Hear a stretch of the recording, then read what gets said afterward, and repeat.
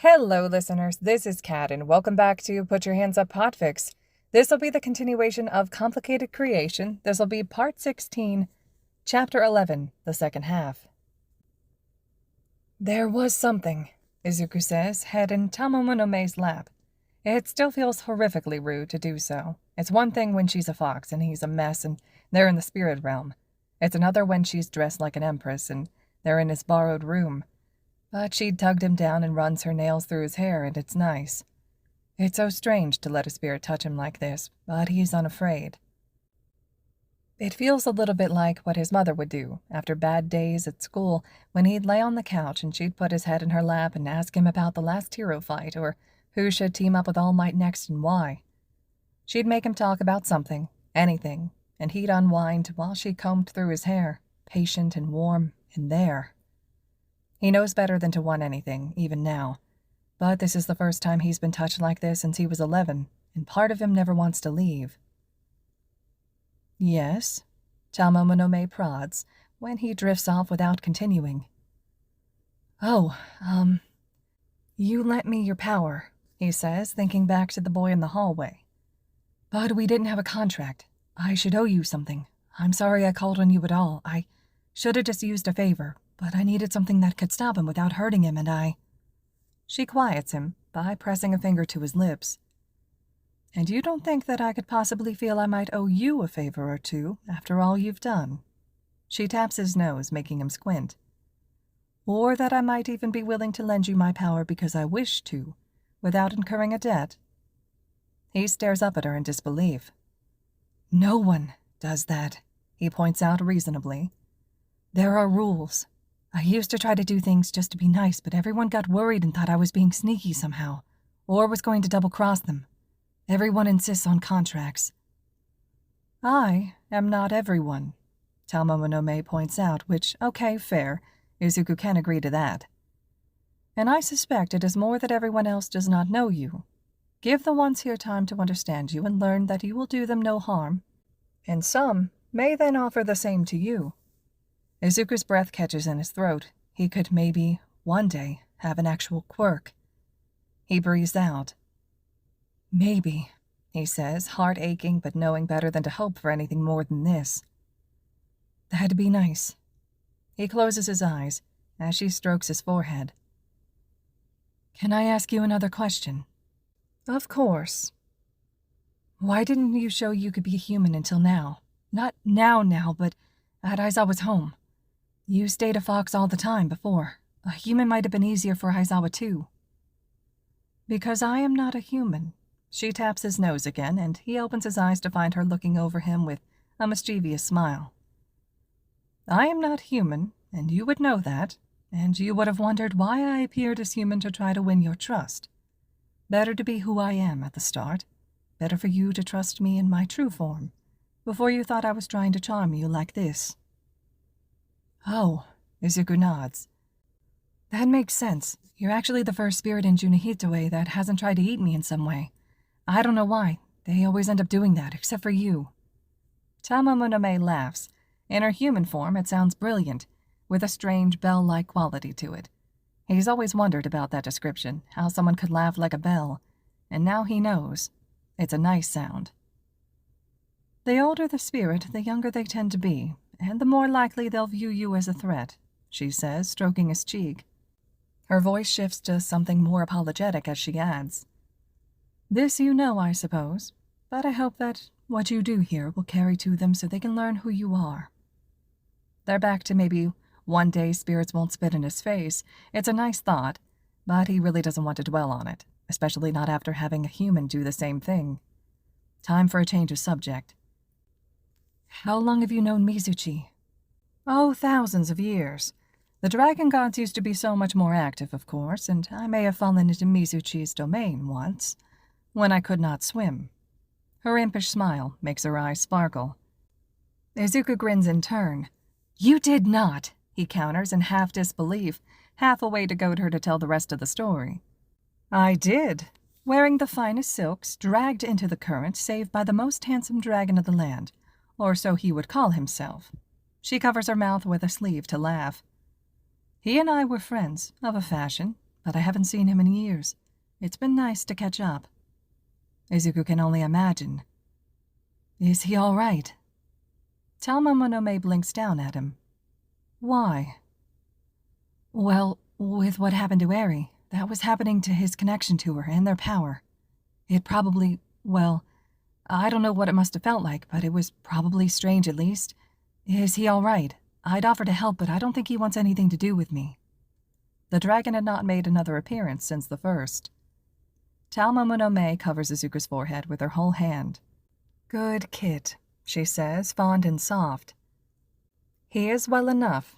He has his reasons to stay away." Izuku almost asks why, but she continues before he can. "He will come around. I'm sure of it. You've done so much for Eri as it is." Eri's core looks more and more like it should. Izuku thinks they only need 1 or 2 more sessions before she's an expansive garden of wildflowers, not cracked ice. He wishes he could show her what she looks like inside. She's so afraid of herself, so convinced she's cursed. "Well, when you see him, tell him if I can help him at all. I'd like to." He can at least make the offer, even if it will probably be rejected. "Did he tell you Eri asked me to take away her quirk?" Tamomono looks surprised. "No. What did you say?" "I told her not yet," he admits, because he won't lie. "Once she's fixed up and Aizawa has finished teaching her how to use it, and she spends a bit of time with it working properly. If she wants me to do it, then I will. I can't take it away, of course, but I can cut the connection, which is the same thing for humans. I told her if she really wanted me to, I would, but that I'd give it back if she asked me to. She deserves to be able to make that choice." He holds his breath and wonders what Tamomono will say. The kitsune sighs. "I think, for anyone else I might argue that," she says softly. "But I could not possibly for her. It would be such a waste of his power, but you're right. After all she's been through, she has the right to choose." Izuku nods. "So she can. When she's ready, I just hope no one else will be upset if it comes to that." "Have you told Aizawa?" Izuku shifts a little. "Maybe not in so many words," he admits at last. "I don't know if he'd agree." Tamomono sighs, and he feels guilty when she doesn't even say a word. Okay, I'll tell him." Later, Izuku thinks. Maybe only if Eri asks. All around him are flowers, not like a garden, with careful rows and groups and sculpted lines, but a field of them, growing wild and free, reaching towards the sun and swaying gently in the breeze. Everything is warm, everything is right. Izuku pulls away from the field and falls back to himself the way he's done every day since arriving in UA, but this time, there's a difference. "All done," he declares, as much for Eri as he does for their small audience. Eri blinks up at him, eyes wide in her pale face and hands folded together in her lap. "Are you sure?" she asks, biting her bottom lip and looking over Izuku's shoulder to Aizawa and Mirio, the former leaning back in a chair with his eyes half closed, the latter grinning from ear to ear. "As sure as I can be," Izuku tells her, keeping his voice light and bright. He's been so careful with her to make sure that she feels comfortable with him when he's been basically a stranger. She doesn't like serious voices. She likes it when he talks the way Mirio does, and it's easy to oblige her. "Your quirk shouldn't ever work without you telling it to, unless someone else does something to make it, and no one else here would ever do that." Out of the corner of his eye, he can see Mirio nodding emphatically. "Now you can choose to use it when you want to." "And if I don't want to?" "Then you don't have to," Aizawa says from the chair, slumped and speaking into his scarf. "And no one will force you." Eri looks like she doesn't know what to say, and Izuku can't blame her. He shifts his weight from side to side, not sure if he should offer a hug or not. Sometimes she really likes being touched, and sometimes she flinches away scared. It's only been 10 days, so he's still learning how to read her moods. "Thank you, Deku," she says finally, offering the smallest of smiles, but it's genuine, and Izuku can cherish it. "I'd like to work on your quirk once you feel up to it, because knowing how to use it is as important as choosing if you want to use it or not, just in case," Aizawa tells her. "But that doesn't have to start today." "Okay," Eri nods and looks at Mirio. They've developed a pattern to their days. Izuku works on her quirk, and then Mirio sits with Eri and reads to her until she falls asleep. It's clear she wants the comfort of the routine because she lights up when Mirio holds out the book he's brought. "This one's called The Paper Bag Princess," he tells her as he comes around to her bed. Izuku gives up his spot, and Mirio slides easily into place, and soon he has Eri fully wrapped up in the story, forgetting about her worries about her quirk for the moment. Izuku and Aizawa sneak out. "Is she going to be okay now?" he asks, because she still seems so pale and is still weak when she climbs out of her bed. "Are you going to wait until she's stronger to train her quirk?" "Yes. Pushing her to use her quirk right away will only exhaust her further. She needs to fully recover from what she's been through. She still needs to learn how to use it, though." Aizawa seems half lost in thought, talking to himself as much as he is speaking to Izuku. Just because her quirk can be activated at will doesn't mean it can't overwhelm her if she's trying to use it and doesn't know how. Once she knows how to, she can choose what she wants to do. Otherwise, we're setting her up to be hurt again. Izuku can't argue with that. "You're a good teacher," he tells the hero as they walk down the hall. "You'll teach her a lot. You're good at teaching different types of students." "Oh?" Aizawa looks down at him, one eyebrow raised. "Why do you say that? Have you been spying on my classes?" Izuku sputters, thinking of the secret viewing platforms he's been taken to. "Not spying, just watching. Just sometimes, Principal Nezu took me to watch one of your training sessions and asked me about everyone's quirks." It had been thrilling, and also only enforced Izuku's belief that he couldn't possibly join a hero class. General education maybe, but they were all so good with their quirks, and they all had such versatile abilities. "I didn't see you," Aizawa points out, sounding unhappy about that fact. Izuku ducks his head. "I think Principal Nezu would say that was the point." Izuku peeks up through his bangs at Aizawa, who looks caught horribly between annoyance and amusement. He looks like that a lot with his students. It's fun to see it on him now. Aizawa, of course, uses that time to completely catch him off guard. Tamomono was right, he really does like doing that. "You should audit my class." Izuku blue screens. He stops walking, feeling like he slammed into an invisible wall, trying to make sense of "audit my class" as the words cycle over and over and over again in his head until Aizawa wraps his knuckles against the top of Izuku's head, concerned. "You in there, problem child?" Izuku tries to say something coherent, but all that comes out is a constricted squeak of, "I can't audit your class." "Why not?" Aizawa asks, so reasonably that Izuku wants the floor to open up and swallow him whole any time now. "I'd like your opinions on their quirks." "Oh."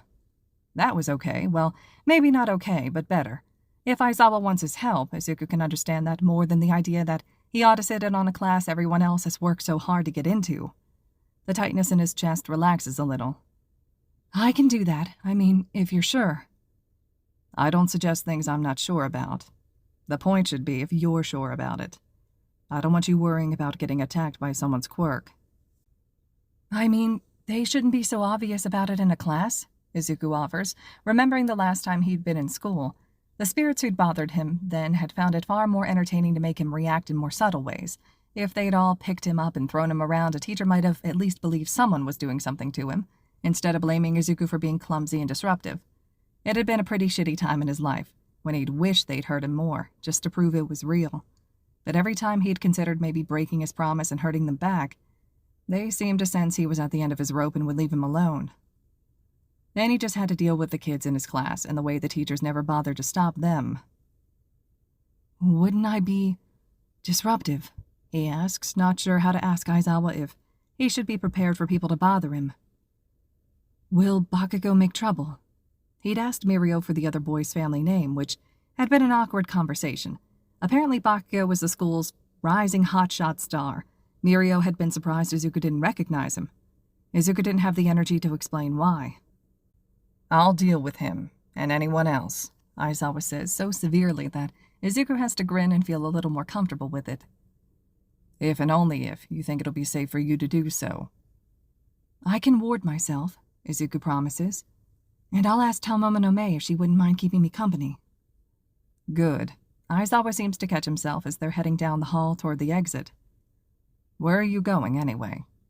"For a walk," Izuku laughs, amused at the way Aizawa blinks at him. I want some fresh air, and if I go the hour before curfew, everyone else is usually inside already, so no one bothers me. You need company, problem child. Izuku pushes open the door toward the back quad, where, to the left, Heights Alliance rises up and glitters in the setting sun.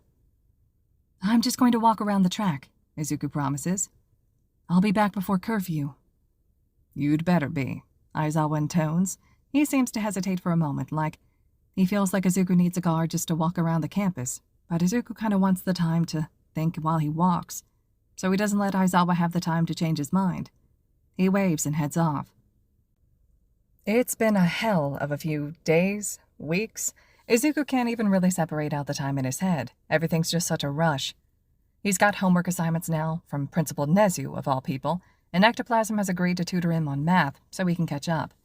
Everyone talks like he'll be ready to join third term when it starts, which seems unlikely. It's only 3.5 months away. It all feels so impossible, but everyone has faith, and it's strange but nice to have people believe in him. Not just about the spirits, but in him. He'd been quirkless and useless for so long, sometimes he'd wondered if there was even a point to his existence. If things wouldn't have just been better if he'd tried to start over. Having spirits hate him never helped those thoughts, even if his mother repeated time and time again that they were wrong. Losing her had been so hard, and only the fact that she'd have been so disappointed in him for giving up, that she'd made him promise to never give up, had kept him going for those years after. And now, because, and Izuku can't help but feel guilty about it, because of a villain and because of his weird not quirk and his insistence in helping and some really random luck, he's got a home and a guardian of sorts, and a school and a scholarship and people who believe him and believe in him. He hopes his mother can see him somehow.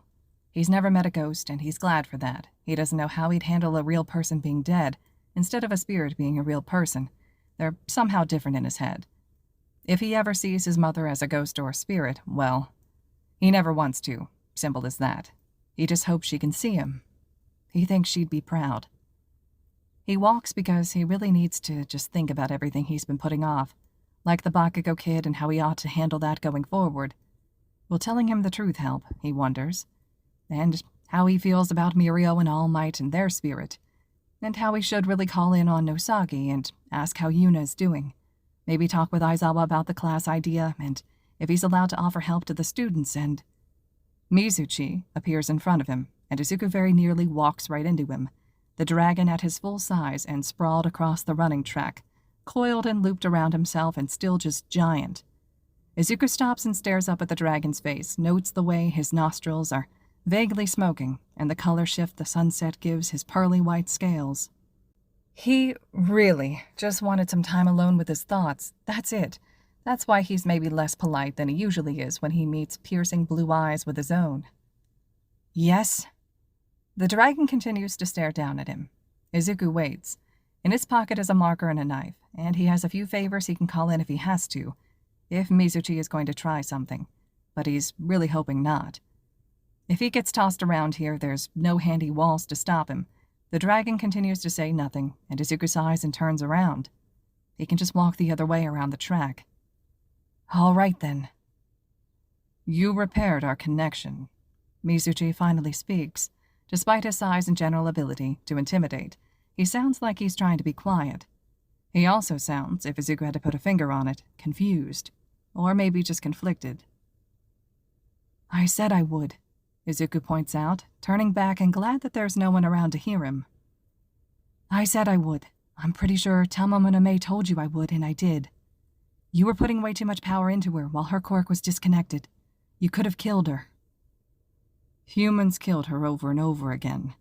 The dragon shrinks ever so slightly, though Izuku doesn't know if it's because of the rebuke or the admission. And that's horrific, and it probably fucked you up too, I know. He can't even imagine what that must have felt like for the spirit. But Shizuki is dead. No one will be able to hurt her like that again, and she has a world of heroes who want to look after her. I will too. There was no contract. And oh, there it is, Izuku thinks. That's why an ancient dragon god is trying to be vaguely nice to him. It feels guilty. He sighs, feeling just so tired. Look, I don't need anything from you for helping her. I'd like things, but I don't work that way. I would have helped her even if you swore you'd attack me every time I stepped into that room. You don't owe me anything." Lady Kaio would not agree. "Then you can talk to her about it." Izuku knows he's sounding snappish and forces himself to take a breath and calm his voice. "Look, if you decide you want to give me something, fine. I won't reject that because I'm quirkless and favors help me function and to honestly just deal with everything." Izuku's no idiot to look a gift horse in the mouth, as it were. "But I don't expect anything. I'm making no demands and I take no debt. Maybe you could just pass the word around that what I did when I was 8 shouldn't be how everyone judges me? Because honestly, that could help a lot. Especially coming from something as powerful and respected as a dragon." "What do you mean?" Mizuchi asks, leaning down to study Izuku closer. "What did you do when you were 8? It's Izuku's turn to be confused. "My mother's spirit, Toga. When I was 8, I tried to keep her for myself because I was 8 and I didn't know what it would mean. I let her go after, but since then it's been Defiler and Demon and Corrupted One and whatever other name spirits come up with. You did too." Mizuchi rears back, head tilted to the side. It's a quizzical look and incredibly strange on something that size. "I do not know this Toga. I know you are the bridge. I know what you can do. That is enough." "What?" Izuku feels like the ground is turning to quicksand under his feet. "Enough what? Everyone started attacking me after I heard Toga." The dragon shrugs. "Perhaps that was what warned others of your abilities. We have met your kind before." "Right, but centuries ago? Though maybe that doesn't matter as much when you're a spirit and you live for thousands of years. Humans haven't understood magic since before quirks came, as far as I can tell from everything, and I barely know what they did. I mean, I've read some books, but there's a lot we've lost over the years, and it still doesn't mean I do whatever they did that everyone is, I guess, assuming." Do they think he'd be like some sort of monk, trying to seal them away? Except the one spirit who could maybe actually worry about that the most is Tamomono, and she's never even suggested he could. There's another weighty pause. "I meant Deku," and hearing his name, even if grudgingly, makes Izuku take notice because spirits so rarely use it. "That you are not the only one like you now. There are others. The one they call All for One now, and his terrible legacy. The world made him first." The words sink into his skin like poison. Izuku feels like he's barely breathing. "All for One? The villain that Bakugo mentioned. He's like me?" "He was the first, since we found a way to bond to humans with our power," Mizuchi says, unaware or uncaring of the way Izuku's heart is racing. "It was said he was made to bring balance, but instead he enslaved us and created his monsters." "How?" "There's a villain who can see spirits like him." "What monsters? Who made me? Why did no one say anything?" "I assumed you would know," is the spirit's answer, and he's back to sounding as confused as Izuku feels. "You were made to be a bridge. You know this. We do not understand why." "I know I'm the bridge, only because that's what everyone's told me for 8 years. Izuku can't tell if he wants to tear his hair out, punch something, or just cry. He's not sure if any of it would help, but he's tempted to try all three at once just to see. He's spent years trying to understand, and everyone's just been assuming. Since I was 8, since Toga, that was what everyone called me. No one told me anything. I had to spend 6 months in the Great Library trading memories for books, just so I knew anything at all. 6 months learning whatever he could, including how to get home. The crows had only given him the route in, not out, after all. They never mentioned All for One. I only heard his name yesterday. I don't know anything. One would assume that the bridge would know why he is a bridge. Izuku growls, teeth and fists clenched. Well, I don't. No one told me why I could see you, or why I could touch you, or change things, or help spirits or people. I had to learn it on my own, every single step. While you called me names and pushed me around and threw me into walls for things I don't know, and now maybe even you don't know.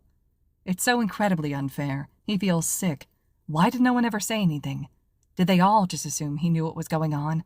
That he was pretending to be confused? Did Tamomono know? "Ah, there you are," A voice calls out from a distance, deep and rolling, and Izuku turns to see a tall, skinny figure approaching along the track. He realizes he's been shouting into empty space for a while now, and probably looks crazy right about the time he realizes this skeleton of a man is All Might, jogging up to him. On one hand, this is the first real chance he's had to see All Might, the hero of his childhood dreams, up close and personal since arriving at UA. On the other hand, just, fuck everything, why now? He scrubs at his face as All Might draws close and tries to smile, but it feels terribly fractured and uneven. "Can I help you, All Might, sir?" "Well, you're young Deku, aren't you?" The man looms over him, but it isn't intimidating. Izuku's seen All Might in passing, mostly from the windows of UA or Nezu's secret viewing portals. And of course, he'd watched the footage of that fateful fight over and over again. This All Might wears an oversized yellow suit and has hollows under his cheeks that are thrown in sharp relief with the setting sun behind him. Izuku wants to wheeze because All Might knows his name, but also, of course, All Might knows his name. The heroes thought he'd kidnapped Aizawa for 4 days. He manages to make a very coherent, "yeah," and tries not to swallow his tongue. Even after the horrific conversation of the last few minutes, 11 years of pure hero worship is hard to forget. "I'm Deku." "Am I interrupting something?" All Might looks around, but of course there's no one there. Then he surprises Izuku by adding, "I'm sorry if I am, to you and your friends, but we need you back in the teacher's lounge." It warms him, just a sliver, that All Might doesn't sound like he's pandering when he says friends, the way the nurses would sometimes talk to him. Saccharine and syrupy and sweet, All Might sounds uncertain, but more like he's not sure if he's being rude, not like he thinks Izuku's crazy. Of course, All Might also says he's needed. "Is everything all right?" Izuku makes himself ask. He wants to keep talking to Mizuchi, wants to find out what he is and what the spirits expect of him, but it can wait. They're not going anywhere. It might honestly be good to calm down a bit before he asks any more questions anyway. "I think it would be best if they explain it to you," All Might admits, setting a huge hand on Izuku's shoulder. "Great, like that ever ends well. It's like when his foster family would say, 'We should talk,' and then let it hang over his head for hours before they told him how he was in trouble this time, complete with the hand on his shoulder so he can't run away. And Izuku wonders what's wrong now, what he did wrong, why he can't just catch a break. "I need to do this," he tells Mizuchi. "Can I call on you later to figure this out?" "I need to speak to the others as well," is the dragon's response. "This was unexpected." "You and me both," Izuku mutters under his breath as Mizuchi fades away and he and All Might turn back towards UA. "What was that?" "Oh, just talking to myself." All Might nods. "I'd wonder if that could get confusing between talking to yourself and talking to your friends." And there it is again, All Might believing in him, without it sounding superficial. Izuku knows he's unbalanced from everything. He'd come out here to think, not to have his worldview partially destroyed, but the idea that All Might take him seriously seems like a dream. It was a dream once. He'd imagined finding All Might and helping him with something, finding people trapped in rubble with a wind spirit, or using a villain spirit to track their hiding place down, and then All Might would ask him how, and he'd tell the truth, and All Might would believe him, and everyone would believe All Might. He'd laid in bed and wrote fantasies in his head like that for years, even designed his own hero costume so he could maybe one day be All Might's sidekick. It makes this feel unreal. "Young Mirio told me what you did for him." All Might breaks the silence as they walk, unaware of the thoughts in Izuku's head, his voice a little raspy. Izuku wonders if that's just what he sounds like in this form, or if his public persona voice was intentionally different.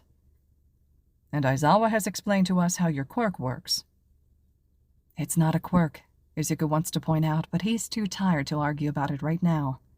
He wonders what All Might wants for half a second, before his mind drags itself away from dwelling on Mizuchi's words, and reminds himself that he knows Mirio's, and therefore All Might's secret. "You don't have to worry about me telling anyone," Izuku promises. "And don't be mad at Mirio for telling me. I think he only said something because I recognized your spirit hanging around him first, and I think he realized I'd be confused if he didn't explain."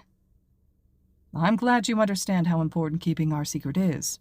All Might coughs, which makes him cough blood, which is terrifying.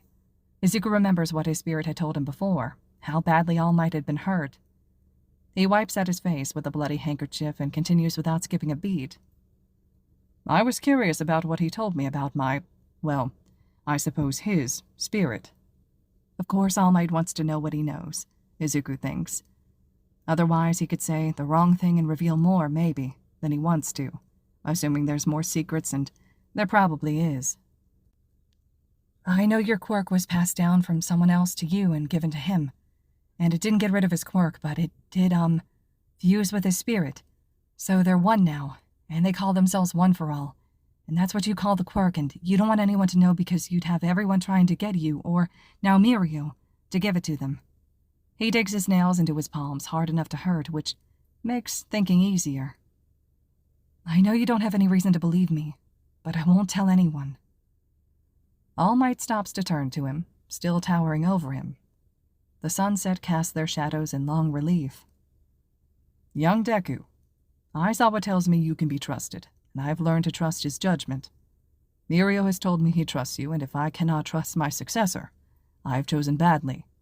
If you tell me you understand the importance of our secret, I will believe you. Izuku feels his face heat up, to know Aizawa and Mirio both have spoken well of him when they barely know him. Of course he'd keep their secret, but, well, it's amazing to hear All Might believes he will as well, because All Might sounds so certain. Thanks, he manages, knowing his cheeks are bright red. Well, I've never seen a spirit that could be passed on before, so that makes yours pretty unique. All Might still has some power. Izuku can feel it, but it's weak now, and the connection to his spirit seems as thin as a spider thread. I had to look it up, but it looks like a manticore, made up of all sorts of parts to make one thing, like a lion with a lot of extra bits. Izuku wonders about that now that he thinks about it. The way One for All had spoken was like a sum of parts. Did the spirits get any say in that? And then there's the names, and that's probably a coincidence, right? There are so many names for quirks that sound similar but are different, after all, and yet... Can I ask a question? Izuku ventures as they start walking back towards UA once more. Of course. Is there a connection at all between One for All and All for One? All Might spins on his heels and coughs, clutching at his bloody handkerchief, brows furrowed as he glares at Izuku between hacked breaths. In some ways, that's answer enough. Izuku thinks about Minami Ward and the overgrown plants and his shitty futon and how simple things were there, and misses it. At this exact moment. It's probably stupid and he can't, really, but he thinks he'd maybe give all of this up in a heartbeat if the world would just leave him alone. All Might finally gets his voice back to rasp. What did Mirio's, did a spirit tell you that? Izuku bites his lip. Bakugo said his name because he thought I was working with him, the villain, and then Aries' spirit mentioned him. Izuku can't quite venture the fact that he and All for One are apparently similar. Who is he? All Might seems to debate on an answer for a moment before he sighs and, surprising Izuku, puts his hands in his pants pockets and sags a bit. Do you remember the battle at Kamino Ward? Of course. That was him. The unnamed villain had never been named, and no spirits around him seemed inclined to answer when Izuku asked, and maybe that was why. Understand I am only telling you this because, well, it's part of why we're going to the lounge, All Might continues. All for One has been a villain for a very long time. He has been the sworn enemy of those who hold One for All from the very beginning. He's in Tartarus now, and that is where he will stay, but he has a very frightening quirk. Not entirely like him if he has a quirk, Izuku thinks, but then remembers how much everyone just assumes what he can do is a quirk. All Might seems to realize he's waiting for him to continue, so he clears his throat. All for One can steal quirks. Izuku feels his blood turn cold, like a knife of ice has fallen through his skull, down his throat, sliced straight through his heart. He rocks back on his heels, and his mind spins, and he grips his knife and marker in his pocket so hard he can feel the plastic creak.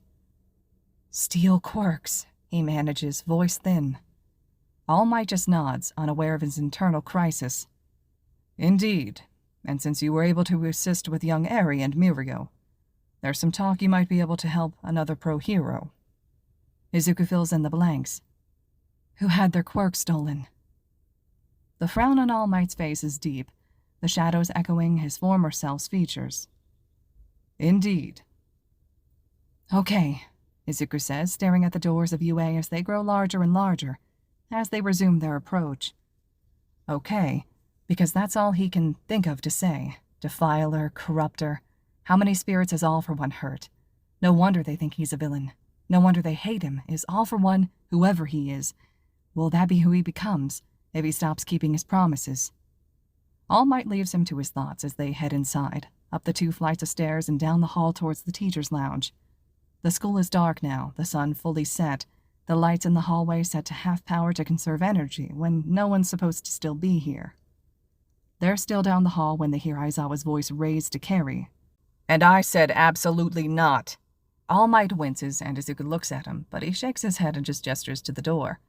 People are talking loudly still, but Izuku can't pick out actual words until he knocks and enters. Aware that you want to look after him, but with proper security in place, there should be no danger to... Ah! Principal Nezu perks up from his position behind a desk. Hello, Deku. Thank you, All Might, for fetching him. Please come in and take a seat.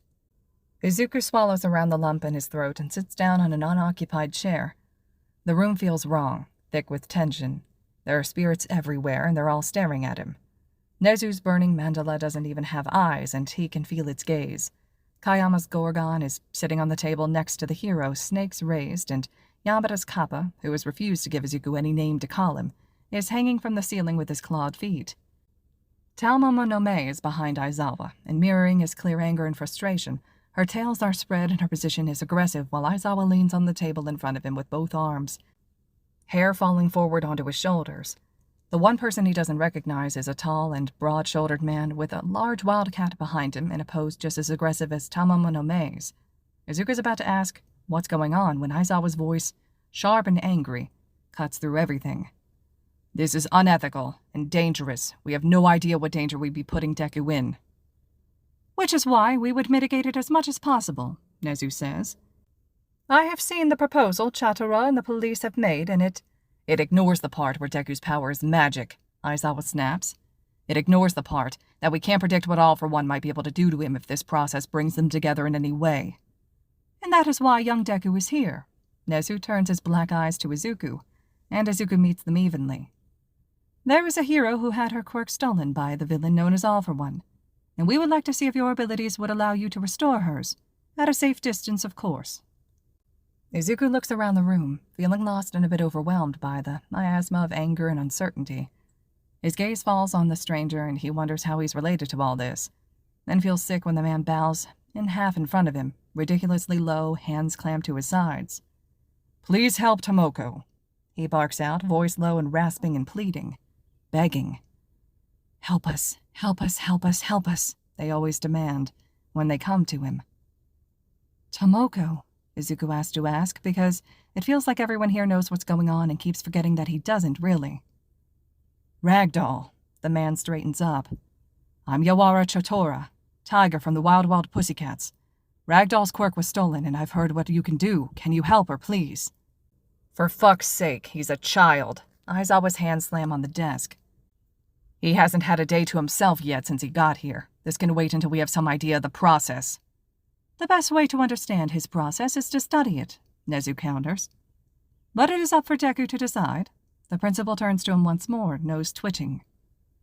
All for One is a formidable villain, of course, but he's also in Tartarus under strict observation, and unable to use any of his stolen quirks.